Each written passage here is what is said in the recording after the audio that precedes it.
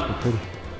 We try to infuse a lot of natural products in with what we do.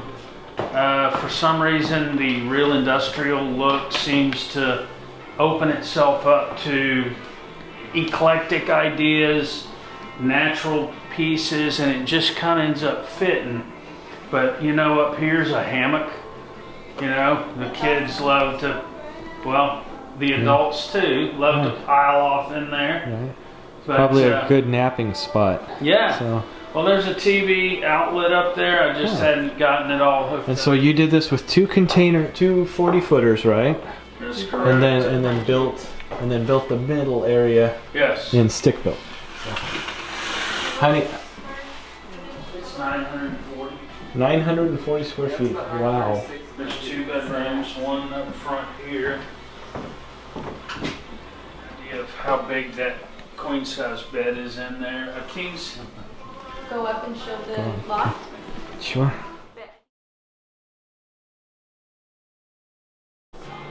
We rent this out on Airbnb. Well, that's awesome. Do you have a lot of people that come through and stay in it? You know, we just got it on 3 weeks ago. We made like $1,500. Wow. We just had some people leave this morning. Wow. Can we see the back bedroom? Yeah, please.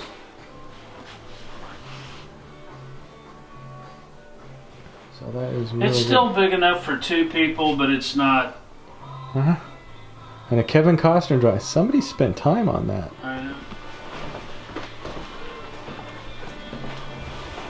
Well, that is really cool. And got a little side spot out here on the deck.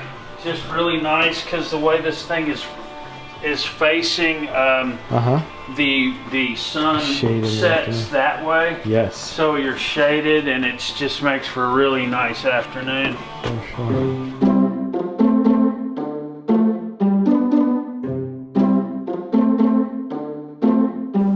I'm really impressed with how spacious this actually is. You know, considering, I mean, I know it's 2 containers plus a divider, but I mean, that's some amazing open square footage right there.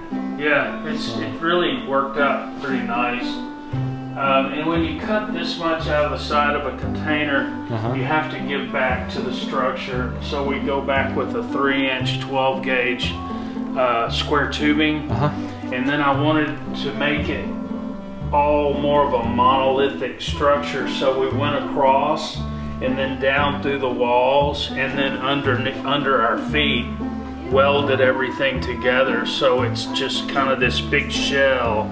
Final product is never what it shows on the plans.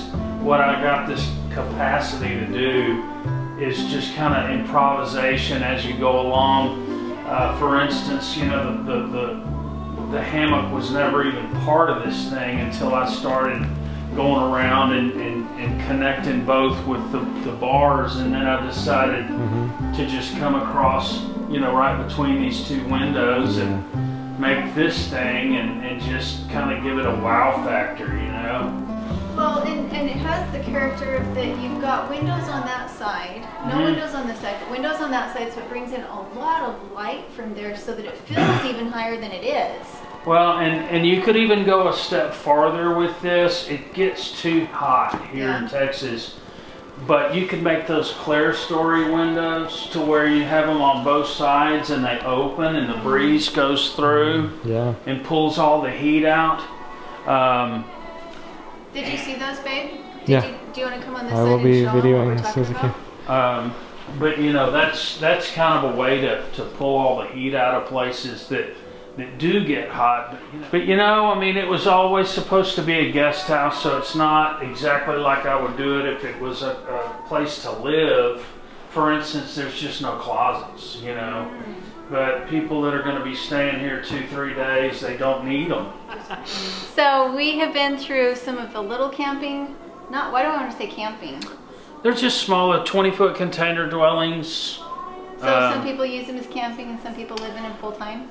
I don't know that anybody has ever lived in them full time. I'm sure there is somebody out there, but Typically, they're just, it's a part-time thing. It's a weekend thing, whether it be at a deer lease, or a lot of people that buy our products have land that they're not ready to build a house on yet, and they're just looking for a fill-in and some place to keep, you know, a roof over their head that's not going to break the bank. Right. And but that's primarily, you know, my clientele.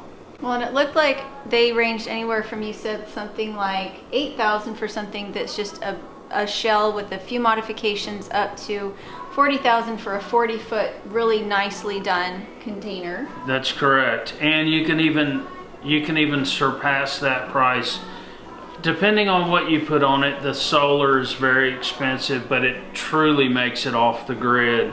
That coupled along with some water collection tanks, I mean, you have no expenses whatsoever. It makes the initial cost a little bit more, but you know, I mean, if you're in a place, I just had a customer, for instance, somewhere out in the boonies in New Mexico, and he was so far off the highway it was going to cost him $35,000 just to get electricity back to his place. So he ended up going solar.